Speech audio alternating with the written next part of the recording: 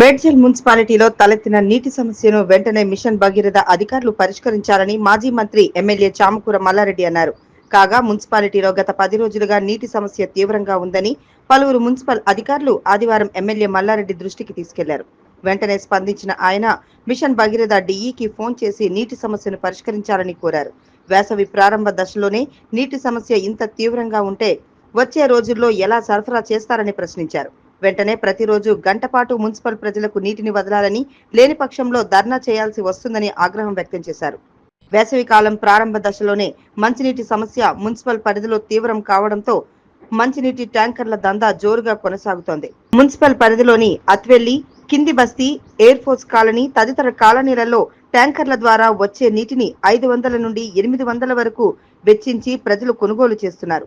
ఇప్పటికైనా municipal machine Bhagiratha అధికారులు స్పందించి సమస్య పరిష్కరించాలని పలువురు మున్సిపల్ ప్రజలు కోరుతున్నారు. అయ్యా డి గారు నమస్తే, నేను ఎమ్మెల్యే మల్లారెడ్డి మాట్లాడుతున్నాను. ఏం లేదు డి గారు, మేడ్చల్ల మున్సిపాలిటీలో మొత్తం నీళ్ళే వస్తారు. ప్రజలంతా ఇప్పుడు అంతా నా ఇంటి దగ్గరకు వచ్చారు 30-40 మంది. ఇప్పుడు సబ్మిషన్ సార్ ఈ జీఎం గారితో ఏమో పదే చెప్తున్నాం సార్. చెప్పినా కానీ కొద్దిగా ఇప్పాలి కదా. ఇప్పుడు షార్టేజ్ ఉన్నది, ప్రాబ్లం లేదు, కానీ కొద్దిగానే ఇప్పాలి కదా. ఒక గంట సేపనే కరెక్ట్ రావాలి కదా నీళ్ళు. అరే ఏడిస్తున్నా, మొత్తం పబ్లిక్ అంతా దేవుడు అయిపోయింది. ఇప్పుడు నేనే వచ్చి ధర్నా చేయవలసి వస్తుంది.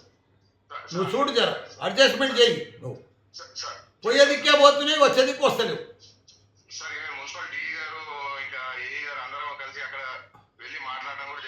మాట్లాడితే పోతే కాదు, నీళ్లు కావాలి, లేకపోతే నేను ధర్నా చేస్తాను. మళ్ళీ నీ ఇష్టం.